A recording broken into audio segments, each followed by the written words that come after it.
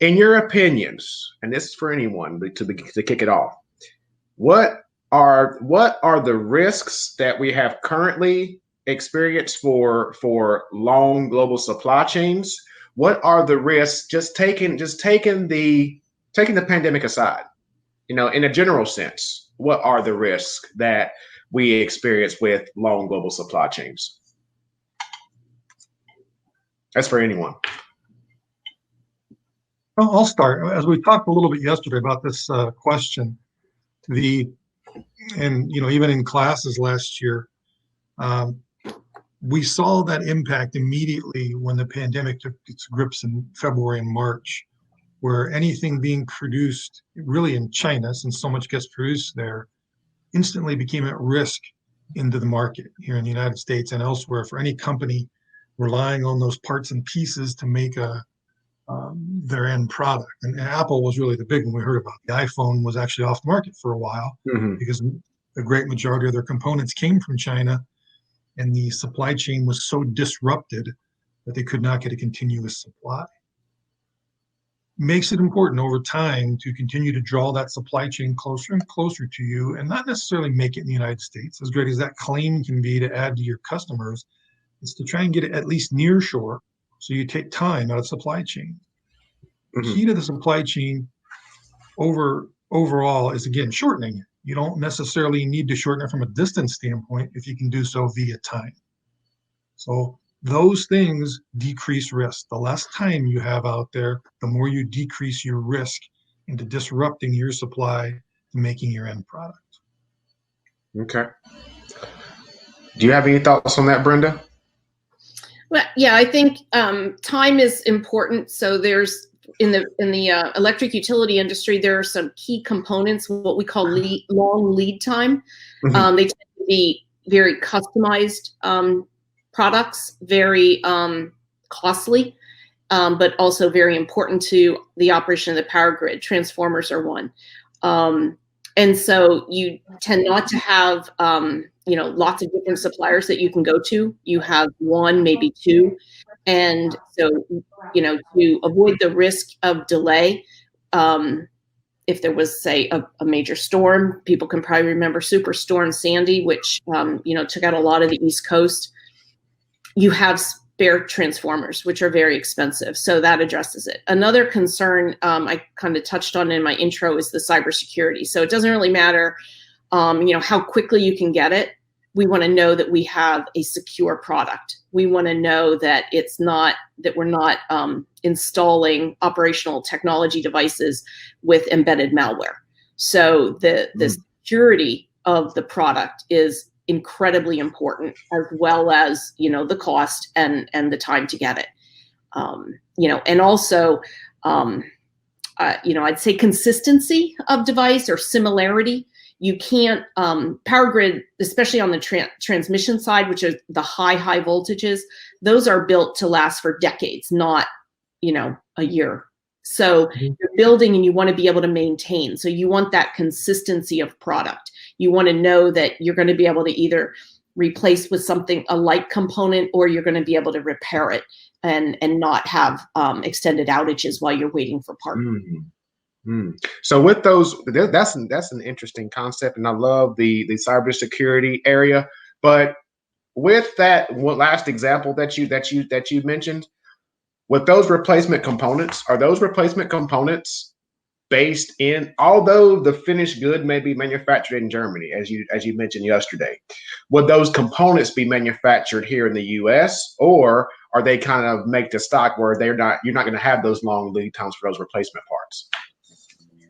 It depends what the product is. So, there's devices called relays, and those, there's dozens and dozens of those at each substation. Those we have, and utility would have a stockpile of them so that, when one goes out, they can replace it. And so, they're monitoring to make sure that they have backfill. Those are what we call cyber assets. They have firmware on them, so they can be, corrupted. With malware. That's why the cybersecurity part comes in. Decades ago, those were electromechanical devices, so you didn't have the cybersecurity risk. So they're completely different. I don't know if that answered your question. From the transformer part, you have spares. There are arrangements within the utility industry that if there would be an issue, you know, just like we have what's called mutual assistance in the electric grid. You know, if there's an issue in Bloomsburg and it's a massive storm, we could have employees from Louisville Gas and Electric coming up from, you know, to help repair service. So there are those mutual assistance agreements, not just for people, but for products. Excellent. Yeah. Thank you for that. Rich, do you have anything to add? Yeah, thanks, Justin. Great points, Brenda, and also Randy. Some of the things we talked about also in our pre-discussion was knowing where ultimately your componentry is being manufactured in. So a lot of times you might be dealing through a distributor or a management company, and they might be based here in the US. It could be right down the street from where your facility is. It's very important to identify where the product is actually coming from. Because if everyone's getting their product from the same exact place in the world, and the world's continuously shrinking. You know, Randy talked about the shortening of the supply chain, and this topic is shortening the supply chain in general. Knowing where exactly in the world something is being built or manufactured for you is very critical in your design of your supply chain strategy. Because now you're not dealing with a company that's down the street. You're dealing with someone in Beijing, perhaps, or from Malaysia, or from Taiwan.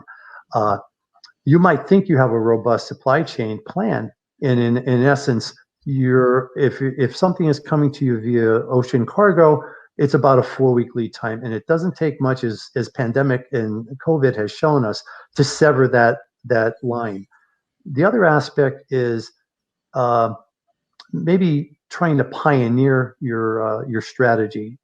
People have been dealing in, as Justin mentioned, in China for decades. People in China are actually outsourcing a lot of their work now to other parts of Southeast Asia that are even more economical. So it's everybody's responsibility, not only supply chain, but throughout a company, to be responsible for the bottom line and the profitability of their company. So a very attractive strategy to use in supply chain is to go somewhere where you can buy something more cost effectively than even here in the United States or someplace regionally. The problem with that is when everyone is pursuing that same strategy, you have an issue which resulted in the COVID outbreak of gloves and masks and PPE required to protect people from the COVID.